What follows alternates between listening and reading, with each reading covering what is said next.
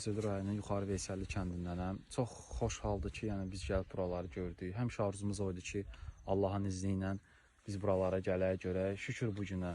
Allah Taala şəhidlərimizə rəhmət eləsin, veteran qazilərimizə can sağlığı versin və bizim Ali Baş Komandanımızın uğurlu siyasətinin gücündə biz gəlib buralara, yəni qismət olub gəlmişik.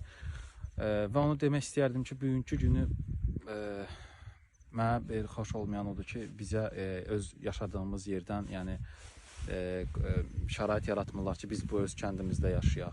Yəni bir dənə baxsaz görərsiniz ki, nə gözəl yerdir də, yəni Allahın bir möcüzəsidir bu bir kənd bizim üçün. Havası, yəni yaşayış kimi, yəni çox gözəl yerdir.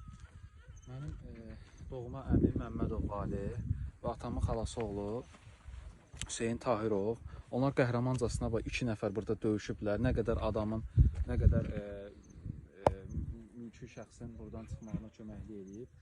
Allah onlara qəni-qəni rəhmət eləsin. Bugünkü gün onların da ruhu şad olar ki, biz gələk burada öz dədə-baba yurdumuzda yaşayaq.